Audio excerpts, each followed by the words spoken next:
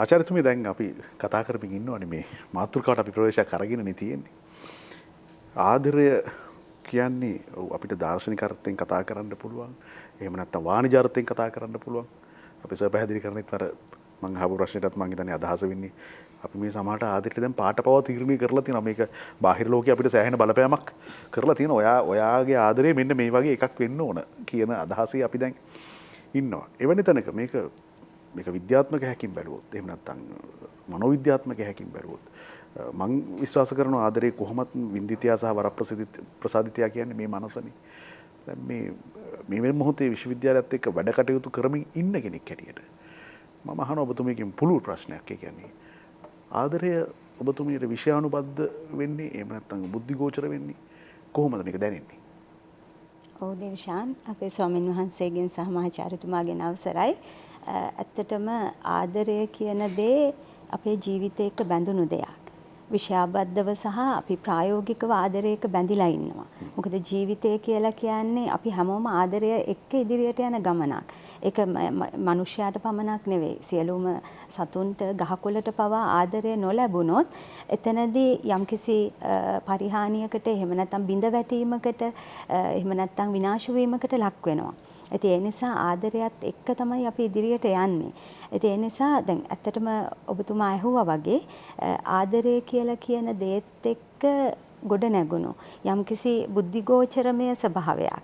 ඒත් එක්කම දැන් අපි විශ්වවිද්‍යාල පරිසරය ගැන බලනකොට විශ්වවිද්‍යාලය තුල අපි දකින ආදරය, අපි අතීතයේ දැකපු ආදරය, විශ්වවිද්‍යාලය කියලා කියන්නේ ප්‍රේමය මුල් කරගෙන අධ්‍යාපනයේ එක්කම ප්‍රේමය මත පදනම්ව ප්‍රේමයේ සුන්දරත්වයේ එක්ක ගොඩ නැගුණු යම්කිසි ජීවිතයක් විදිහට තමයි අපි අර්ථවත් කරන්නේ. අපි හඳුන්වන්නේ. නමුත් දැන් වර්තමානයේට එනකොට විශ්වවිද්‍යාලය තුල හෝ තරුණ දරුවන් අතර ඒ ප්‍රේමය පිළිබඳ හැඟීම ඒ විදිහටම තියෙනවද කියන එක අපි නැවත හිතලා බලය යුතු කාරණයක්. එහෙනම් දැන් සරසවි පෙම්වතුන් නැද්ද? ඔව් සරසවි ප්‍රේමය තියෙනවා. සරසවි ප්‍රේමය දැන් ඇත්තටම දීශාන් අපි ඉස්සර ප්‍රේමය කියන දේ දැන් අපි විශ්වවිද්‍යාල කාලය තුල ඉඳගන්න තියෙන හැම බෙන්ච් එකක්ම අපේ ශිෂ්‍ය කාලය තුල අනිවාර්යයෙන්ම පෙම්වතුන්ගෙන් පිරීලා තිබුණේ.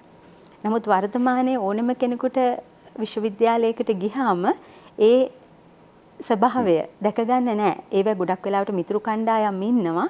නමුත් විශ්වවිද්‍යාලය තුල ඒ අපි කතා කරපු අතීතයේ අපි හිතපු ඒ සුන්දර ප්‍රේමය අර්ථ ගැන්වෙන අපේ සියසින් දැක ගන්න ලැබෙන අවස්ථා හරිම අඩුයි.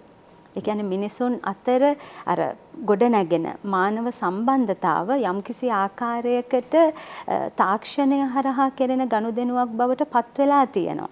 ඒක අපිට පැහැදිලිව දැක ගන්න පුළුවන්. ඉතින් අන්නේ කියන කාරණයක් එක්ක තමයි වර්තමානයේ ප්‍රේමය අපිට හඳුනා ගන්න ලැබෙන්නේ. අතරම ප්‍රේමය නැත්තේ නෑ. අර මෙහෙමත් දන්නේ නෑ. දැන් සාමාන්‍යයෙන් අපේ සර්ට අපේ හාමුදුරන්ටත් මැදිහත් වෙන්න පුළුවන් මම අහන කාරණාවට. අපි නිතරම මේ අහන කතාවක් තියෙනවානේ අපේ කාලේ නම් ඔහොම නෑ කියලා. ඕක අපේ අම්මලා අපිටත් කියලා තියෙනවා. අපේ කාලේ නම් ඔහොම නෑ කියලා. දැන් සමහර විට අපි දැන් භද්‍රයවුනේ නෙමෙයිනේ. අපි භද්‍රයවුනේ පහු කරලානේ අපි ඉන්නේ. දැන් අපිට මේ භද්‍රයවුව එහෙම නැත්නම් සරසවි ප්‍රේමය දකින්නකොට ඒ අයගේ ප්‍රේමය තුළ සමහරට හිතනවා වෙන්න බැරිද? මේගොල්ලෝ අපි වගේ නෑනේ. අපි තරම් සමීපව ආදරය කරන්නේ නෑනේ. අපි තරම් ජීවිතේ බෙදාගන්නේ නෑනේ. එකට කාලය ගත කරන්නේ නෑනේ කියලා. ඒක අපිට විතරක් හිතෙන අපේ මේ වයසක අදහසක් වෙන්න බැරිද? නැත්නම් ඒගොල්ලෝ ඒක ඇතුලේ සතුටින් ඉන්නව නේද? ඒ අය. ඔව්. ඇත්තටම දැන් වර්තමාන ආදරය තුල ගොඩක් වෙලාවට තියෙන්නේ ප්‍රේමයට මෙහයින් නතර වෙන ආකර්ෂණය. ප්‍රේමයට යනවා. නමුත් ඒක අර අපි බලාපොරොත්තු වෙන අපේ પરම්පරාව තුල අපි බලාපොරොත්තු වෙච්ච ප්‍රේමය කියන එක නෙවෙයි. ආදරය තියෙනවා. ගොඩක් වෙලාවට ආකර්ෂණය මත ගොඩ නැගෙන්නේ ආකර්ෂණය ඉක්මනින් අවසන් වෙන්න පුළුවන්. ඇතිවීමත් වේගවත් වෙනවා වගේම අවසන් වීමත් වේගවත්. අන්න ඒ වගේ තැනක තමයි නූතන ආදරය ගොඩක් වෙලාවට අපි දකින්නේ තරුණ දරුවන් අතර ගොඩක් වෙලාවට ඒ කියන්නේ ප්‍රේමයේ තියෙන අර මෘදු බව එක්ක තියෙන ගනුදෙනු නෙවෙයි. ගොඩක් වෙලාවට ඒගොල්ලෝ ආදරය දකින්නේ ඒ සුන්දරත්වය ඒ විදිහට විඳිනව වෙන්න පුළුවන්. නමුත් අර ඒ තුල යම් බාධාකාරී තත්ත්ව හඳුනා ගන්න පුළුවන්.